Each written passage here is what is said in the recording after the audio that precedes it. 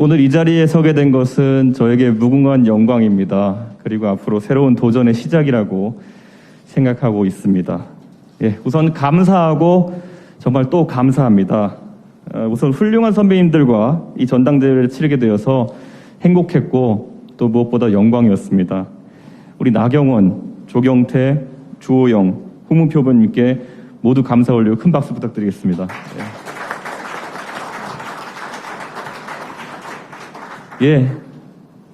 여러분은 저를 당대표로 만들어주셨습니다. 다시 한번 강조하고 싶습니다. 여러분이 만들어주셨습니다. 목적어가 아니라 주어에 힘을 실어서 읽었습니다. 저와 함께 이 역사에 발을 들여놓으셨고요. 우리가 지금부터 만들어 나가는 역사 속에 여러분의 지분이 있습니다. 제가 가장 강조하고 싶은 것은 공존입니다. 다른 후보께서 통합의 의미를 강조하시면서 용광로론을 말씀하신 적이 있습니다. 저는 그 말씀에 공감합니다. 하지만 용광로 이론은 미국과 같은 다원화 사회에서 조금 더 진화해서 요즘은 샐러드볼 이론이라는 이름으로 바뀌어가고 있습니다. 다양한 사람이 샐러드볼에 담긴 각종 채소처럼 고유한 특성을 유지한 채 같이 공존할 수 있는 사회가 샐러드볼입니다.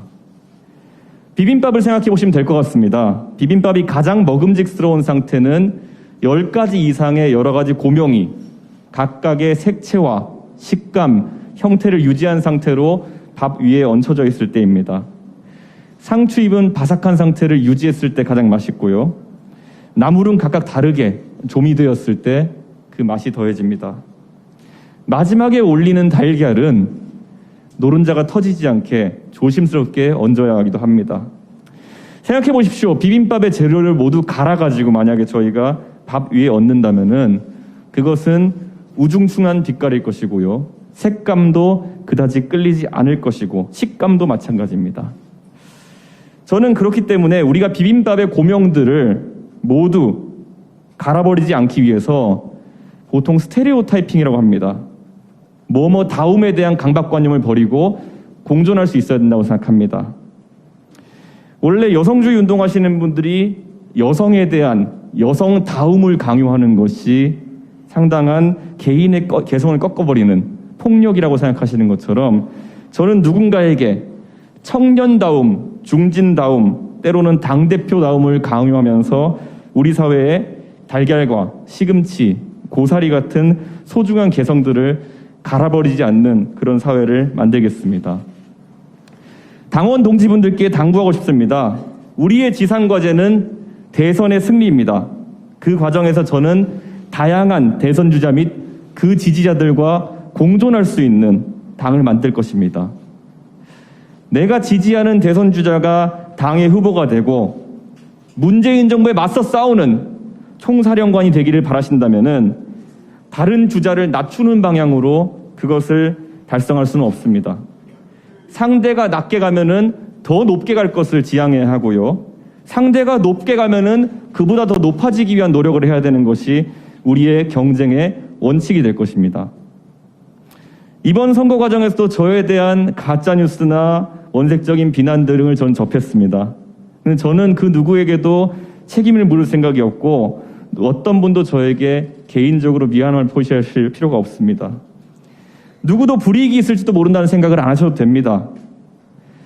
부정선거로는 믿었던 분이라 할지라도 그리고 이준석의 화교설을 믿었던 분이라 할지라도 인사는 공정할 것이고 모든 사람은 우리의 새로운 역사에 초대될 것이라고 약속드리겠습니다. 다만 오늘 2021년 6월 11일을 분수령으로 삼았으면 좋겠습니다. 이 시간 이후로 우리 사이에서 상호 간의 논리적인 비판이나 진심 어린 지적이 아닌 불필요한 욕설과 음모론, 프레임 씌우기 등의 구태로 의존하려는 사람이 만약 있다면은 그들에 대해서는 한 분 한 분이 맞서 주셨으면 좋겠습니다. 저는 다른 생각과 공존할 자신이 있고 과거에 얽매이지 않을 그런 용기가 있습니다.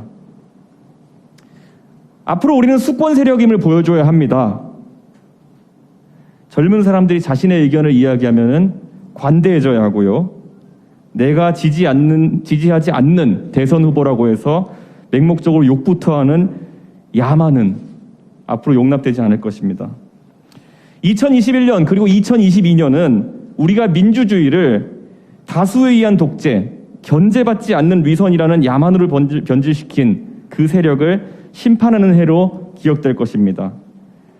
우리의 저항은 최루탄의 연기만큼이나 매운 갈라치기와 독주로 국민들에게 많은 눈물을 흘리게 했던 문재인 정부의 지난 4년을 딛고 다시 한번 민주주의의 순수함과 그리고 강력함을 확인시켜 줄 것입니다. 심판을 위해서는 변화하고 자강해서 우리가 더욱더 매력적인 정당으로 거듭나야 합니다. 제가 가장 먼저 추진할 변화는 공직 후보자 자격 시험의 구체적인 설계와 토론 배틀, 연설 대전 등을 통한 대변인단의 공개 경쟁 선발입니다. 대한민국의 5급 공무원이 되기 위해서 연줄을 쌓으려고 하고 줄을 서는 사람은 없습니다.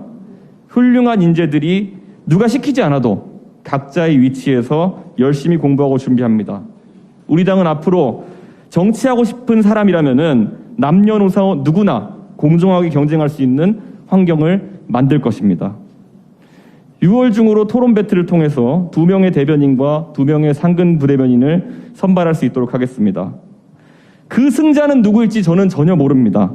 어쩌면 피선거권도 없는 20대의 대학생이 국회 기자회견장에 서서 우리 당의 메시지를 내게 될지도 모릅니다.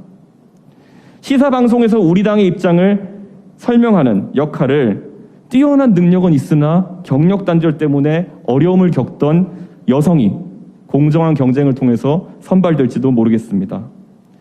누가 선발될지 모르는 이 불확실성은 역설적으로 국민에게 확신을 줄 것입니다. 누구에게나 공정한 기회를 제공하겠다는 우리의 방식이 캠프 출신의 코드가 맞는 더불어민주당 인사에게만 기회가 열리는 현 집권 세력의 방식보다 공정하다는 그 확신, 그것을 전달할 수 있다면 우리는 대선에서 이길 수 있습니다. 또한 공직 후보자 자격 시험은 당원들 상호 간에 지식과 지혜를 나누며 훈련된 당원들이 공직 후보자 선거에 나갔을 때 우리 당의 지방선거에 있어서 가장 큰 무기가 될 것입니다. 이미 많은 당원들은 저에게 문자 메시지 등을 통해서 그 변화에 앞장서고 공부를 시작하겠다고 말씀하고 계십니다. 컴퓨터를 접하기 쉬운 젊은 나이대의 당원이 컴퓨터를 잘 활용하는 것은 저에게 큰 감동이 아닙니다. 하지만 장년층의 당원이 국민에게 봉사하기 위해서 따로 시간을 내어서 공부하고 그를 통해서 능력을 획득한다면은 그것은 선거 때 명함에 쓰여 있는 어떤 이력과 경력보다도 유권자의 마음에 잔잔한 감동을 불러일으킬 수 있는 그런 평가의 기준이 될 것입니다. 제가 말하는 변화에 대한 이 거친 생각들, 그리고 그걸 바라보는 전통적 당원들의 불안한 눈빛, 그리고 그걸 지켜보는 국민들에게 우리의 변화에 대한 도전은 전쟁과도 같은 치열함으로 비춰질 것이고 이 변화를 통해서 우리는 바뀌어서 승리할 겁니다. 세상을 바꾸는 과정에 동참해서 관성과 고정관념을 깨주십시오. 그러면 세상은 바뀔 것입니다. 내일을 준비하는 국민의힘은 여러분 한 분 한 분을 빼놓지 않을 것입니다. 항상 감사하고 사랑합니다. 그리고 열심히 섬기겠습니다.